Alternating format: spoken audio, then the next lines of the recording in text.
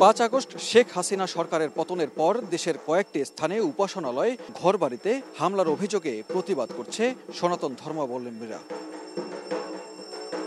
মঙ্গলবার দুপুরে সনাতন সম্প্রদায়ের জাতীয় উপাসনালয় ঢাকেশ্বরী মন্দিরে ২ উপদেষ্টা সহ পরিদর্শনে যান প্রধান উপদেষ্টা ডক্টর মোহাম্মদ ইউনূস। এ সময় সম্প্রদায়ের নেতাদের সঙ্গে মন্দিরের স্থাপনা ঘুরে দেখেন।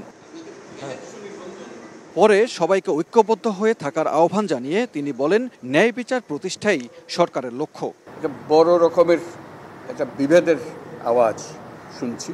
এমন বাংলাদেশ আমরা করতে চাচ্ছি যেটা আমরা এক পরিবার, এটি হলো মূল জিনিস। এখানে পরিবারের মধ্যে কোনো পার্থক্য করা, বিভেদ করা, এটার কোনো প্রশ্ন আসে না। আমরা বাংলাদেশের মানুষ, বাংলাদেশ। আমরা যত প্রাতিষ্ঠানিক আয়োজন এগুলো করেছি সব কিছু পচে গেছে। ন্যায় বিচার হলে কে বিচার পাবেন আমাদের বলেন?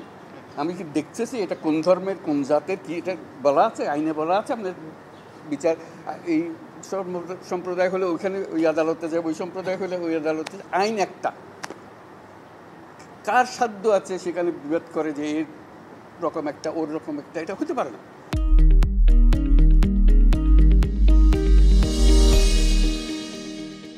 সবাইকে ধৈর্য ধরে সরকারকে সাহায্য করার আহ্বান জানান ডক্টর মোহাম্মদ ইউনূস। আপনারা বলেন যে আমরা মানুষ, আমি বাংলাদেশের মানুষ, আমার সাংবিধানিক অধিকারেই আমাকে দিতে হবে। সব সরকারের কাছে এটাই চাইবেন, আর কিচ্ছু চাই না আপনারা। আমরা এসেছি যে এক মানুষ, এক অধিকার, এর মধ্যে কোনো পার্থক্য করা যাবে না। আমাদেরকে একটু সাহায্য করেন আপনারা, ধৈর্য ধরেন। করতে পারলাম কি পারলাম না সেটা পরে বিচার করেন।